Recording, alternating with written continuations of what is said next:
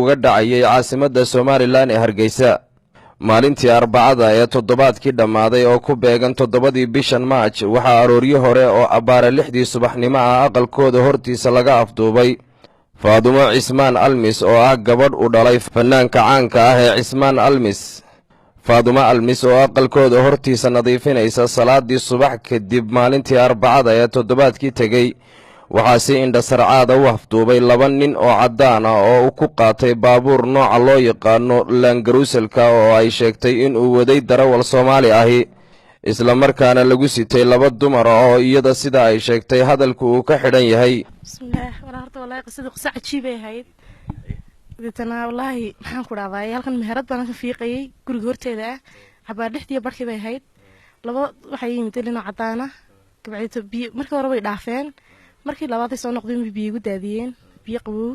waan raacay aragti waan arkay laakiin hadal soo celinayo miyir mu jirin may biyo ma ku shubeen wiiga horeeyeen gabadhii luuq xagaa guri xagaas meel xagaa yar dheer baan gaariga ka raacnay gaarigu waxa gaari Langaruusel oo cadaan ah oo beer sool ku xiran tahay waxa fuushanaan 2 dumar ah oo kaan lagu xidhoon hadlayn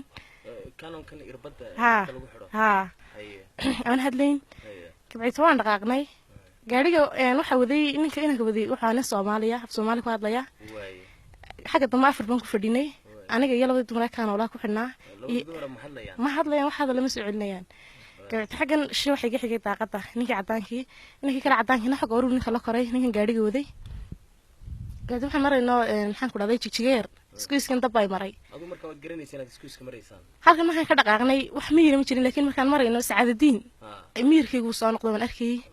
dadana waxaan ooyay markaas uu ma suuxsanay ninkii gaarigooda soo dambeeyay markaas uu naagta ma suuxsanay inaga suuxiya dadana halkan gacanta waxay iga xidheen ay soo dharbaaxeen xididkayga hore soo bixi waayay kii aniga ag fadhiyay labadan af Carabi isku hadlayeen kii ag fadhiyay baa dhaadhacay dad markuu dhaadhacay af Carabi ku hadlayeen dadana markay dhaadhaceen uu daaqadii saa uga dhaadhacay uu wada dhaadhacay ayuu ku xagayaan ka galiya looge hore uga dhaadhacay daaqada dadana markuu saa daaqadii uga dhaadhacay ayaan ka daba dhaadhacay saas isku tuuray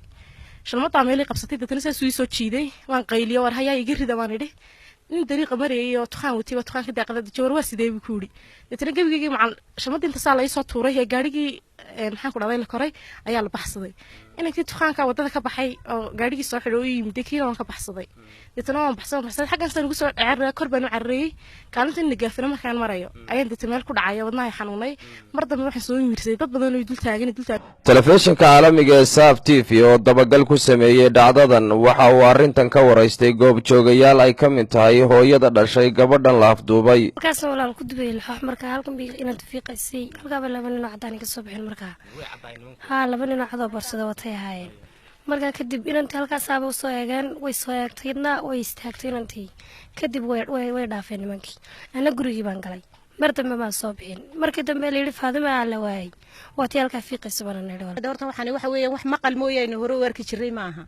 tayma ilaahay waxaan ka baryaynaa dhacday anaga ilaahay deehu noo bidbidiyay ilmaha yadiyo fayow ilaahay nala kulmiyay ilaahay wixii umada nala midana waxaan sidaa sileeg baan uga lag barayna inuu ilaahay una cadawga waxba gacanta inooga galinin dawladana waxaan ka codsanaynaa inay wax ka qabtaan hooyo ilaa waxaynu hore u arki jiray wax loo adkaysta midna ma aha cadawba inagu dhex jiree cadawga ilaahay intuu inantii gacanta u galiyay ilaahay naga badbaadiyay